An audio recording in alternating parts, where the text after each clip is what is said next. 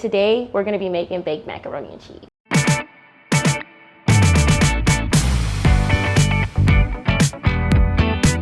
Elbow noodles, some all-purpose flour, half and half, heavy whipping cream, eggs, sour cream, salted butter, Kobe Jack, triple cheddar, mild cheddar, sharp cheddar, garlic powder, Himalayan pink salt, paprika, cayenne pepper, and black pepper.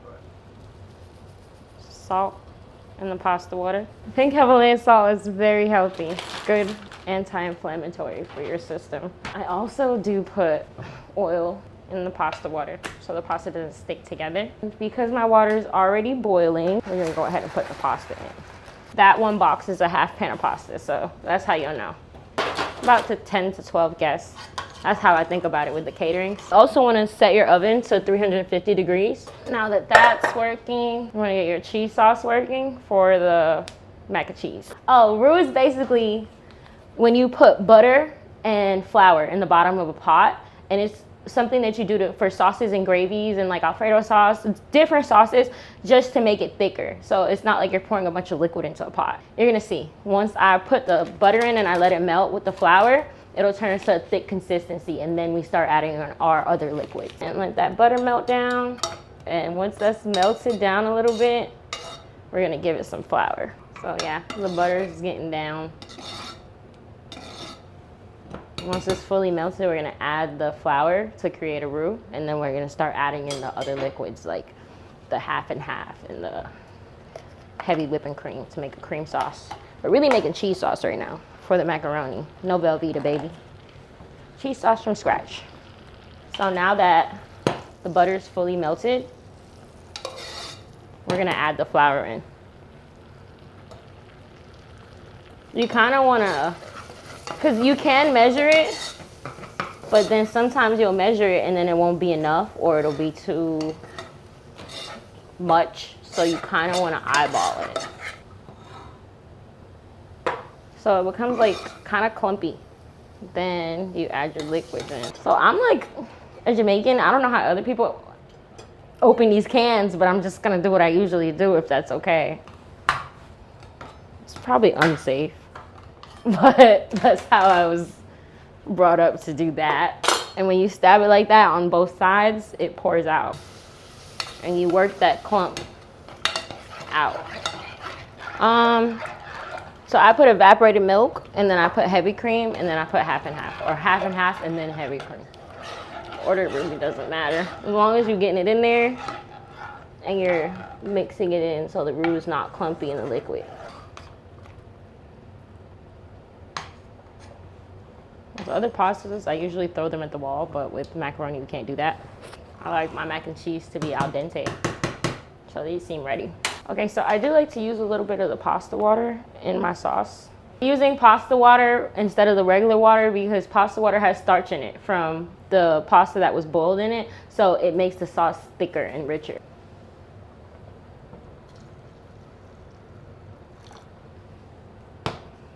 Some of that pasta water.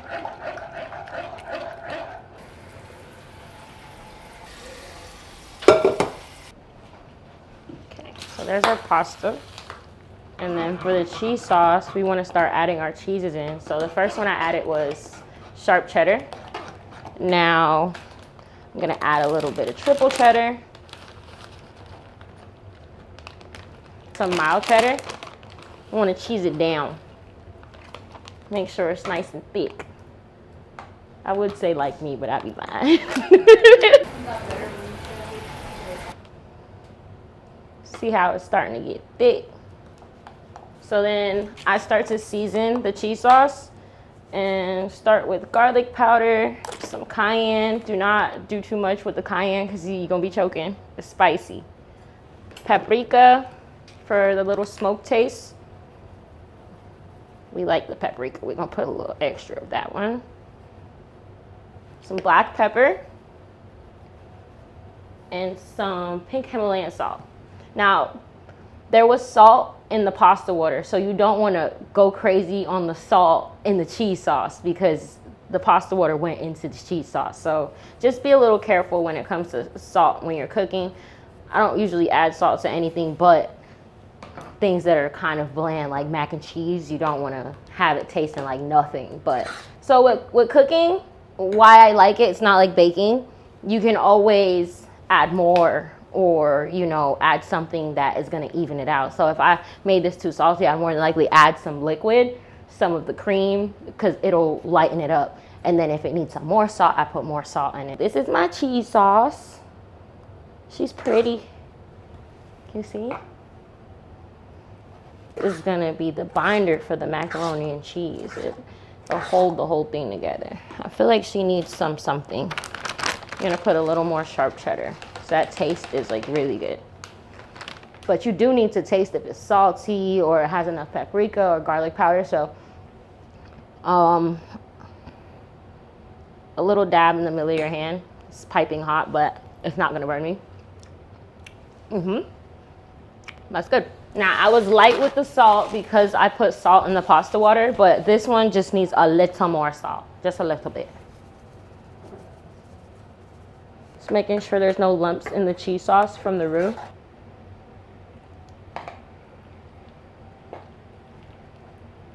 Use the rest of it. And then I'm going to add some of this sour cream. Put my mic next to it. Y'all can hear that? Okay.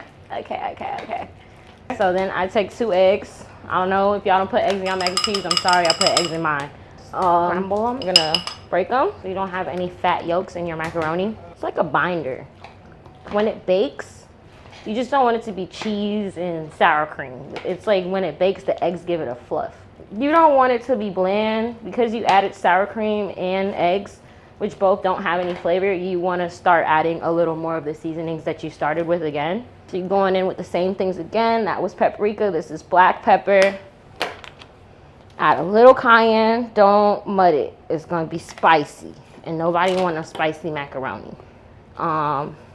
Little more salt. Not crazy. And then garlic powder. If it don't sound like what it's supposed to sound like, it's too dry, guys. Then you flatten out the top because you're gonna make a bed of cheese on top. Going with the Kobe Jack to start. I'm gonna save some of that. I add the sharp cheddar and the triple cheddar as well.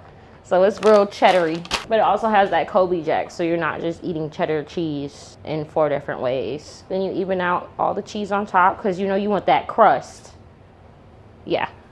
And then you take the same paprika that you put inside and you put it over the top because it's gonna make the crust have a pretty color. We're gonna put it in the oven at 350 degrees for 30 minutes.